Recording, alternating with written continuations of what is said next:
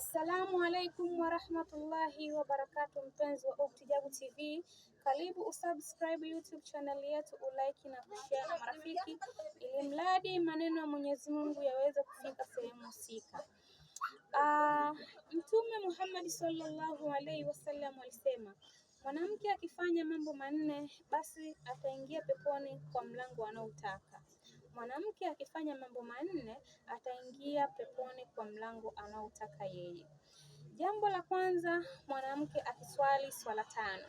Mtume Muhammad katika safari yake ya Isra na Miraj, Allah alimkabidhi swala, na baada ya kupunguza swala hizi zikabakia tano, na ndo ambazo mpaka leo sisi tunaziswali. Na kama tunavyojua kwamba swala ni nguzo ya dini, mwenye kuiacha swala basi ameiacha dini, na tofauti yetu sisi Waislamu na makafiri basi ni swala. Hivyo basi mwanamke anaposwali swala tano, siku ya Kiyama Allah atamjalia aingie peponi kwa mlango anaotaka yeye. Jambo la pili, mwanamke akifunga swaumu mwezi mtukufu wa Ramadhani.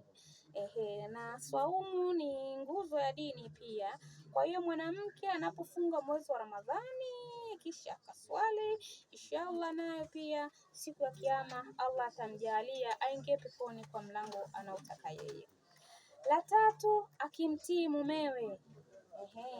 Nasema kwamba mwanamke ndoa, na mwanamke anapoolewa anaachana na ndugu zake na wazazi wake, anaenda kuambatana na mume wake. Kwa hiyo kula anapoenda kuambatana na mume wake, akimtii mumewe, akamfanyia mema ambayo Allah ameamrisha, basi mwanamke huyu inshallah biidhnillah siku ya Kiyama Allah atambariki, achague mlango wa pepo anaotaka yeye. Na jambo la mwisho na la nne ni mwanamke akisitiri tupu yake.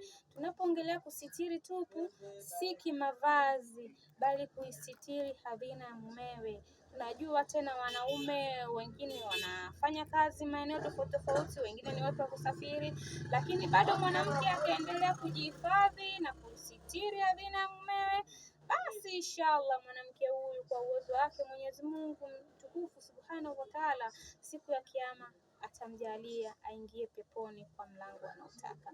Ni hayo tu ambayo nimekuandalia kwa siku ya leo, mpaka siku nyingine tena. Wahadha, assalamu alaikum.